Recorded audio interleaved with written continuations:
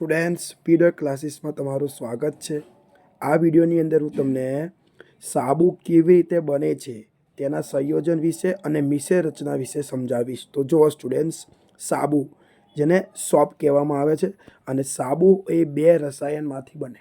હવે સાબુના પ્રકાર બે હોય, એક હોય નાહવાનો સાબુ જે કાર્બોક્સિલિક એસિડના પોટેશિયમ ક્ષારમાંથી બને છે જેનું સૂત્ર છે CH3COO અને ધોવાનો જે સાબુ હોય તે કાર્બોક્સિલિક એસિડના સોડિયમ ક્ષારમાંથી બને છે। હવે તમે વિચારતા હશો સાહેબ, આ કાર્બોક્સિલિક એસિડનો સોડિયમ ક્ષાર પોટેશિયમ ક્ષાર એટલે શું?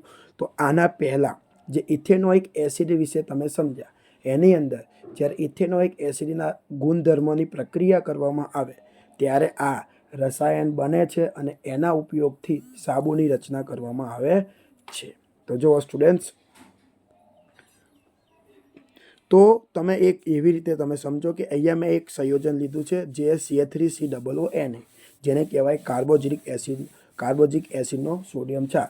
તો સ્ટુડન્ટ્સ, જ્યારે આમાંથી છૂટા પાડવામાં આવે છે ત્યારે બે આયન છૂટા પડે, એક બને CH3COO- અને એ બીજો બને Na1+। તો સ્ટુડન્ટ્સ, આને તમે એવી રીતે સમજો કે જે Na1+ છે ને એને માથું કહેવાય, જેને જડ અનુરાગી પણ કહેવાય અને હાઇડ્રોફિલિક કહેવાય। જ્યારે CH3COO- છે એ પૂંછડી તરીકે કામ કરે છે, જેને જડ વિરાગી કહેવાય, જ્યારે હાઇડ્રોફોબિક કહેવામાં આવે છે। આ રીતે તમે યાદ રાખજો। હવે સ્ટુડન્ટ્સ, આની અંદર કેવું હોય કે જ્યારે તમે કોઈ કપડાને જ્યારે ધોવામાં આવે છે તો યાદ રાખજો, જ્યાં પૂંછડીવાળો ભાગ હોય એ કપડા પર લાગેલો જે ડાઘ હોય ને, એ ડાઘ સાથે જોડાય છે એટલે એને જડ વિરાગી કહેવાય અને હાઇડ્રોફોબિક કહેવામાં આવે। અને જે આ પૂંછડીવાળો ભાગ છે જે પાણી સાથે જોડાય છે એટલે એને જડ અનુરાગી કહેવામાં આવે છે। યાદ રાખજો હા બધું જ। હવે તમારી સામે ક્વેશ્ચન છે, જો પરીક્ષામાં તમને આવું પૂછી શકે કે મિશ્ર રચનાની ક્રિયાવિધિ સમજાવો, સફાઈ કાર્યમાં સાબુની અસર સમજાવો, સાબુની સફાઈ પ્રક્રિયા ક્રિયાવિધિ સમજાવો। તો જો એ જ લખેલું છે કે સાબુનો અણુ લાંબી શૃંખલા ધરાવતા કાર્બોક્સિલિક એસિડનો સોડિયમ CH3COO કે પોટેશિયમ ક્ષાર CH3COO છે। સાબુના અણુમાં બે છેડા હોય છે, બે છેડા, એક માથું અને એક પૂંછડી, બંને અલગ ગુણધર્મ ધરાવે છે।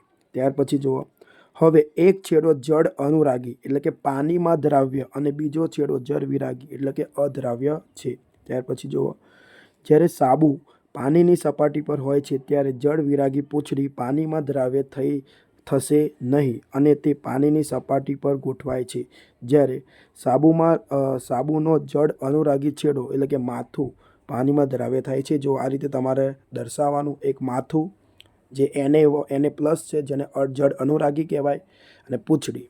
ત્યાર પછી સ્ટુડન્ટ્સ, આ રીતે તમારે દર્શાવવાની। દેખો, આ જે વચ્ચે તમને જે બ્લેક કલરનું દેખાય છે એ કપડા પરનો ડાઘો અને એ ડાઘા સાથે પૂંછડીઓ જોડાઈ છે જુઓ, અને જે માથા છે અલગ અલગ છે, એ પાણી સાથે રિએક્શન કરે છે।